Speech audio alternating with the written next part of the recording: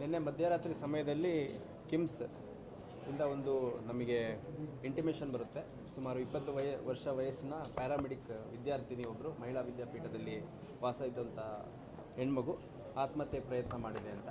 ನಂತರ ಇಮಿಡಿಯೇಟಾಗಿ ನಮ್ಮ ಪೊಲೀಸರು ಬಂದು ಆ ವಿದ್ಯಾರ್ಥಿನಿಯ ವಿವರಗಳನ್ನು ಪಡ್ಕೊಂಡು ಕಾರಣ ಏನು, ಯಾರು ಈ ಒಂದು ಕೃತ್ಯಕ್ಕೆ ಕಾರಣ ಅನ್ನುವಂಥ ಮಾಹಿತಿಯನ್ನು ಪಡ್ಕೊಂಡು ನಂತರ ಆಕೆ ಕೊಟ್ಟಂಥ ಮಾಹಿತಿ ಮೇರೆಗೆ ಅವರ ಕುಟುಂಬ ಸದಸ್ಯರಿಗೆ ಮಾಹಿತಿಯನ್ನು ಕೊಟ್ಟು ಮತ್ತು ಒಂದು ಕಂಪ್ಲೇಂಟನ್ನು ತಗೊಂಡು ಆತ್ಮಹತ್ಯೆಗೆ ಪ್ರಚೋದನೆ ಮಾಡಿರುವಂಥದ್ದು, ಆಮೇಲೆ ಬೆದರಿಕೆ ಹಾಕಿರುವಂಥದ್ದು, ಹಲ್ಲೆ ಮಾಡಿರುವಂಥದ್ದು ಮತ್ತು ತನ್ನ ಖಾಸಗಿ ಫೋಟೋ ಮತ್ತು ವಿಡಿಯೋಗಳನ್ನು ಒಬ್ಬ ವ್ಯಕ್ತಿ ಸಾಮಾಜಿಕ ಜಾಲತಾಣಗಳಲ್ಲಿ ಹರಿಯಬಿಡುವಂಥದ್ದು ಮತ್ತು ಕುಟುಂಬ ಸದಸ್ಯರಿಗೆ ಕೊಡೋದಾಗಿ ಬೆದರಿಸಿದ್ರ ಹಿನ್ನೆಲೆಯಲ್ಲಿ ಈಕೆ ಆತ್ಮಹತ್ಯೆ ಪ್ರಯತ್ನ ಮಾಡಿದ್ದಾಳೆ ಅನ್ನುವಂಥದ್ದು ಮಾಹಿತಿ ತಿಳಿದು ಬಂದು ಆ ಪ್ರಕಾರ FIR ಮಾಡ್ಕೊಂಡಿದ್ದೀವಿ. ಈ ಯುವತಿ ಏನಿದ್ದಾಳೆ, ಯುವತಿ ಮತ್ತು ಆರೋಪಿ ಇಬ್ಬರು ಕುಂದಗೋಳ ಮೂಲದವರು ಮತ್ತು ಮೊದಲಿಂದ ಸ್ವಲ್ಪ ಪರಿಚಯ ಇದ್ದಂಥವ್ರು. ಆ ಪರಿಚಯದ ಹಿನ್ನೆಲೆಯಲ್ಲಿ ಆ ಹುಡುಗ ಈಕೆಗೆ ವಿವಿಧ ರೀತಿಯಲ್ಲಿ ತೊಂದರೆ ಕೊಡುವಂಥದ್ದು ಮತ್ತು ನನ್ನೇ ಪ್ರೀತಿಸು ಮತ್ತು ನನ್ನೇ ಮದುವೆ ಆಗುವಂತೆಲ್ಲ ಪೀಡಿಸಿರುವಂಥದ್ದು. ಮತ್ತು 2 ದಿನಗಳ ಹಿಂದೆ ಆಕೆಯನ್ನು ಭೇಟಿ ಮಾಡಲಿಕ್ಕೆ ಬಂದಾಗ ಆಕೆಗೆ ಕೈ ಸ್ವಲ್ಪ ತಿರುಗೋದ್ರ ಮುಖಾಂತರ ಹಲ್ಲೆ ಕೂಡ ಪ್ರಯತ್ನ ಮಾಡಿದ್ದ ಅನ್ನೋಂಥದ್ದು ನಮಗೆ ಫಿರ್ಯಾದಲ್ಲಿ ಕಂಡು ಬಂದಿದೆ. ಆ ಪ್ರಕಾರ ಆರೋಪಿಯನ್ನು ನಾವು ಈಗಾಗಲೇ ಅರೆಸ್ಟ್ ಮಾಡಿದ್ದೇವೆ ಮತ್ತು ಪ್ರಕರಣವನ್ನು ಅತ್ಯಂತ ಸಮಗ್ರವಾಗಿ ತನಿಖೆ ಮಾಡಲಾಗುತ್ತೆ. ಅಲ್ಲ, ಅದನ್ನೆಲ್ಲ ನಮ್ಮ ತನಿಖೆಯಲ್ಲಿ ತೊಗೊಂಬರ್ತೀವಿ. ಕುಂದಗೋಳ ತಾಲೂಕಾ ಕೇಂದ್ರ ಏನಿದೆ ಅಲ್ಲಿನ ಒಂದೇ ಏರಿಯಾದವರು ಪರಿಚಯ ಇದ್ದಂಥವ್ರು. ಅವರು ತಂದೆ ತಾಯಿ ಅವರಿಗೆಲ್ಲ ಇದು ಯಾವುದ್ರದ್ದು ಮಾಹಿತಿ ಗೊತ್ತಿಲ್ಲ. ಅವರು ಕೂಡ ನಿನ್ನೆ ತುಂಬ ಶಾಕಲ್ಲಿ ಈ ಥರ ಎಲ್ಲ ಆಗಿದೆ ಅಂತ ಆಶ್ಚರ್ಯಪಟ್ಟಿದ್ದಾರೆ. ಮತ್ತು ಯುವತಿದು ಮತ್ತು ಆರೋಪಿ ಯಾರಿದ್ದಾರೆ ಅವ್ರದ್ದು ಎಲ್ಲ ಮೊಬೈಲ್ ತೊಗೊಂಡಿದ್ದೀವಿ. ಯಾವ್ಯಾವ ರೀತಿ ತೊಂದರೆ ಆಗಿದೆ ಹುಡುಗಿಗೆ ಅಂತಂದೆಲ್ಲ ಸಂಪೂರ್ಣ ವಿವರವನ್ನು ಪಡ್ಕೊಂಡು ಒಂದು ಉತ್ತಮ ತನಿಖೆಯನ್ನು ಮಾಡಲಾಗಿದೆ.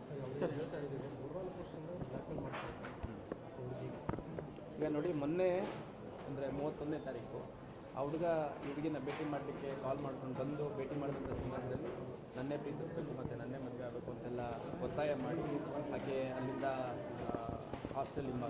ಅಲ್ಲಿಂದ ಹಾಸ್ಟೆಲ್ಗೆ ಹೋಗ್ತೀನಿ ಅಂತಂದಾಗ ಕೈ ಇಟ್ಕೊಂಡು ಸ್ವಲ್ಪ ಕೈ ತಿರುಗಿರುವಂಥದ್ದು ಕೂಡ ಘಟನೆ ನಡೆದಿದೆ ಅಂತಂದು ಈಗ ನಮಗೆ ತಿಳಿದು ಬಂದಿದೆ. ಇದ್ರ ಬಗ್ಗೆ ಒಬ್ಬರಿಬ್ಬರು ಸ್ನೇಹಿತರಿಗೆ ಇದ್ರ ಬಗ್ಗೆ ಮಾಹಿತಿ ಇದ್ದರೂ ಕೂಡ ಅವರು ಮನೆಯಲ್ಲೆಲ್ಲ ಗೊತ್ತಾದರೆ ಮತ್ತು ಅವಳಿಗೆ ಓದಿ ಬಿಡಿಸೋದು ಅಥವಾ ಹಾಸ್ಟೆಲ್ ಬಿಡಿಸೋದು ಅದರದ್ದೆಲ್ಲ ತೊಂದರೆ ಆಗುತ್ತೆ ಅಂತ ಹೇಳಬೇಡ ಅಂತ ಮನವಿ ಮಾಡಿದ್ರು ಅನ್ನೋಂಥ ವಿಷಯ ಹೇಳ್ತಾರೆ.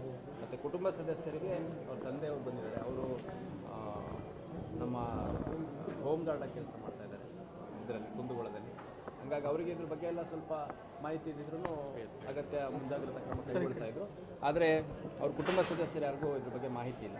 ಮತ್ತು ಇವರು ಎಷ್ಟು ವರ್ಷಗಳಿಂದ ಈಕೆಗೆ ತೊಂದರೆ ಆಗಿದೆ ಅನ್ನೋಂಥದ್ದನ್ನೆಲ್ಲ ನಾವೀಗ ಪರಿಶೀಲನೆ ಮಾಡಬೇಕು. ಹುಡುಗಿ ಔಟ್ ಆಫ್ ಡೇಂಜರ್ ಇದ್ದಾಳೆ. ಆದಷ್ಟು ಬೇಗ ಆದಷ್ಟು ಬೇಗ ಡಿಸ್ಚಾರ್ಜ್ ಕೂಡ ಮಾಡ್ತೀವಿ ಅಂತ ಡಾಕ್ಟರ್ ಹೇಳಿದ್ದಾರೆ.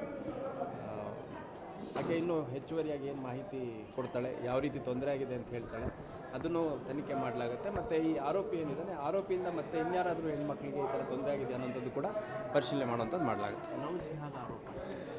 ಇದರಲ್ಲಿ ನೋಡಿ, ಭಾಳ ಸ್ಪಷ್ಟವಾಗಿ ಇದೊಂದು ಅಪರಾಧ ಪ್ರಕರಣದಲ್ಲಿ ನೊಂದವರಿದ್ದಾರೆ, ಆರೋಪಿಗಳಿದ್ದಾರೆ. ನೊಂದವರಿಗೆ ಯಾವ ರೀತಿ ತೊಂದರೆ ಆಗಿದೆ ಅನ್ನೋದ್ರ ಮೇಲೆ ನಾವು ಅಗತ್ಯ ಕಾನೂನು ಕ್ರಮವನ್ನು ಆರೋಪಿಗಳ ವಿರುದ್ಧ ಕೈಗೊಳ್ತೀವಿ. ಅದನ್ನು ಹೊರತುಪಡಿಸಿ ನಾನು ಯಾವುದು ಬೇರೆ ವ್ಯಾಖ್ಯಾನ ನೀಡಲಾರೆ. ಅದು ನನಗೆ ಅಷ್ಟು ಡೀಟೇಲ್ಸ್ ಗೊತ್ತಿಲ್ಲ. ಇನ್ನು ನೇಹಾ ಹಿರೇಮಠ ಪ್ರಕರಣದಲ್ಲಿ ಪೊಲೀಸರು ಸಾಕಷ್ಟು ಜಾಗೃತಿ ಮೂಡಿಸಿದ್ರು. ಅಂದರೆ ಈ ರೀತಿ ಪ್ರಕರಣಗಳು ಮರಳಿಸಬಾರ್ದು ಮತ್ತೆ ಈಗ ಜಾಗೃತಿ ಮೂಡಿಸಿದ್ರು. ಇಲ್ಲ, ನಾನು ಭಾಳ ಸ್ಪಷ್ಟವಾಗಿ ಹೇಳುವಂಥದ್ದು, ಈ ಹಿಂದೆ ಕೂಡ ನಾನು ಸಾಕಷ್ಟು ಪ್ರೆಸ್ ಮೀಟ್ಗಳಲ್ಲಿ ಮತ್ತು ಪ್ರೆಸ್ ಬ್ರೀಫಿಂಗ್ ಮಾಡೋವಂಥ ಸಂದರ್ಭದಲ್ಲಿ ಹೇಳಿದ್ದೀನಿ. ಯಾರಿಂದ ಯಾವುದೇ ವಿಷಯಕ್ಕೆ ಕಿರುಕುಳ ಆಗುವಂಥದ್ದು, ತೊಂದರೆ ಆಗುವಂಥದ್ದು, ಬೆದರಿಕೆ ಆಗುವಂಥದ್ದು ಏನೇ ಇದ್ರೂ ದಯವಿಟ್ಟು ಪೊಲೀಸ್ ಠಾಣೆಗಳಿಗೆ ಮಾಹಿತಿ ನೀಡಿ. ಮತ್ತು ಭಾಳಷ್ಟು ಸರಿ ಏನಾಗುತ್ತೆ, ಫ್ರೆಂಡ್ ಸರ್ಕಲಲ್ಲಿ ಮಾಹಿತಿ ಗೊತ್ತಿರುತ್ತೆ ಅಥವಾ ಅವರ ಇನ್ನರ್ ಕ್ಲೋಸ್ ರಿಲೇಟಿವ್ ಸರ್ಕಲ್ಗಳಲ್ಲಿ ಫ್ಯಾಮಿಲಿ ಮೆಂಬರ್ಸಿಗೆ ಕೆಲವು ಮಾಹಿತಿ ಗೊತ್ತಿರುತ್ತೆ. ಅದು ಯಾರಿಗೆ ವಿಷಯ ತಲುಪಿಸ್ಬೇಕು ಅವ್ರಿಗೆ ತಲುಪಿಸಿದರೆ ಅದನ್ನು ಪೊಲೀಸರಿಗೆ ತೊಗೊಂಬರೋದು ಅಥವಾ ಬೇರೆ ರೀತಿ ಪರಿಹಾರ ಕಂಡುಕೊಳ್ಳೋದಕ್ಕೆ ಪ್ರಯತ್ನ ಮಾಡ್ಬೋದು. ಇದು ಕೇವಲ ಪ್ರೇಮ ಪ್ರಕರಣಗಳಂತಲ್ಲ, ಯಾವುದೋ ಒಂದು ಸಾಲದ ಪ್ರಕರಣ ಇರ್ಬೋದು, ಕೌಟುಂಬಿಕ ಕಲಹಗಳಿರ್ಬೋದು. ಎಷ್ಟೋ ಕುಟುಂಬಗಳಲ್ಲಿ ಹೆಣ್ಮಕ್ಳು ತೊಂದರೆ ಆಗ್ತಿರೋದನ್ನು ತನ್ನ ಸ್ವಂತ ತಂದೆ ತಾಯಿಗಳಿಗೆ ಕೂಡ ಹೇಳಿರಲ್ಲ. ಸೊ ಆ ಥರದ್ದು ಆಗಬಾರ್ದು. ಯಾಕೆಂದರೆ ಸುಮ್ಮನೆ ಅನ್ಯಾಯವಾಗಿ ಒಂದು ಜೀವ ಹಾನಿ ಆದಮೇಲೆ ನಾವೇನೇ ಕ್ರಮ ತೊಗೊಂಡ್ರೂ ಆ ಜೀವ ಉಳಿಸ್ಲಿಕ್ಕಾಗಲ್ಲ.